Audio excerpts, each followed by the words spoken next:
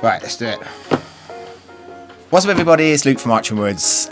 I've been really looking forward to this video, not least because I had to drink most of a bottle of scotch to get to it. If you didn't watch the first video of the Queen Elizabeth's... I had a little bit of whiskey already. If you didn't watch the first video on the Queen Elizabeth Infinity Dram, basically what we're doing is making a blend out of the dregs of old bottles that I've drunk.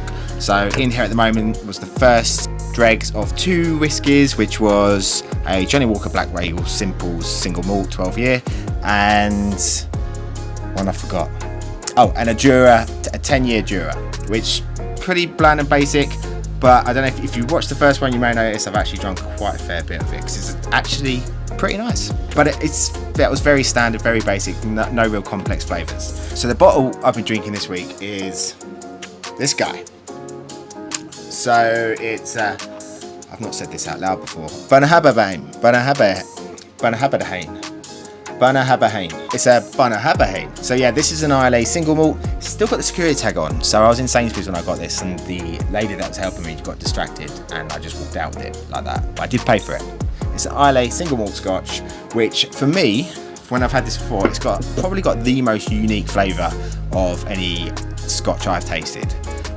So the first time I had it, I didn't really like it. It had a very nutty, grainy taste to it. So it tastes, what I liken to is if you like grappa, or if you go to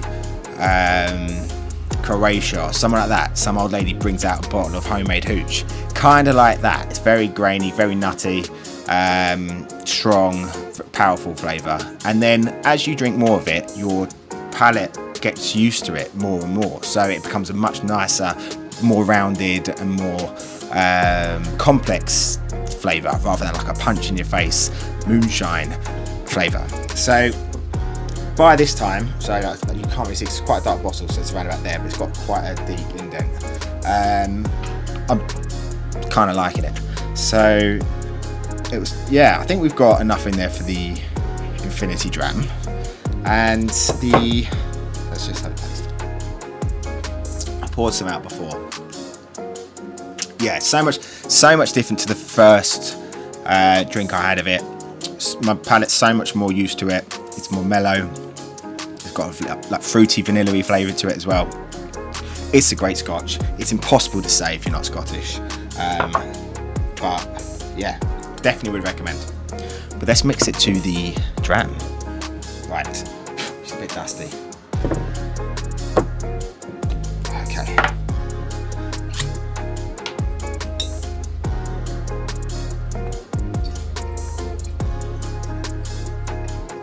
So my idea was to put in about 2 fingers worth from a bottle.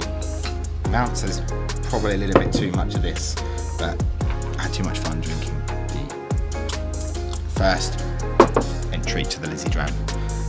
Right, let's go. So the reason I actually chose this one on purpose because I wanted to add a little bit of a different flavour to it. I didn't want to go overly smoky because I'm told when people have done this, that's the thing to watch out for. So this had a different sort of flavour profile that I thought would give it an edge. And yeah, let's see. Right. Let's go.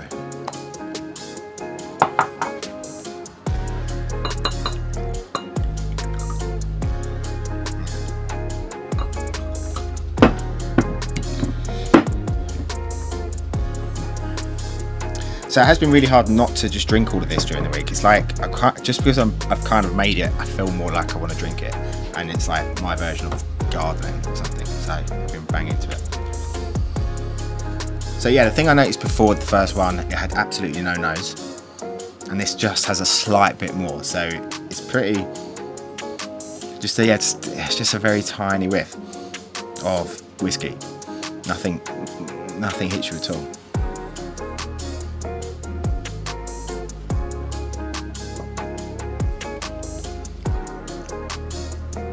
Okay, that's very different. That's good. So yeah, that's super interesting. So what's come out there is you got very soft, mellow initial taste, initial flavour, and this huge hit of like a vanilla, like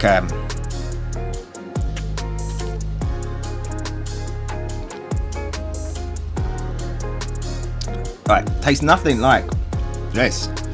I honestly thought that sort of grappery flavour would come through, but not at all. Instead, it's kind of like a vanilla-y, fruity, lit by just a little hint, and it's really changed the flavour of this a lot. I'm a fan.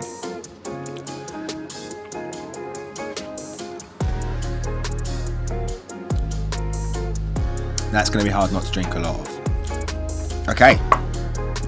The Queen Elizabeth Memorial Dram Episode 2, big success. If anyone has any suggestions of what else I could add to it, what the next bottle should be, I'm open to suggestions. I evidently have some space in my liquor cabinet.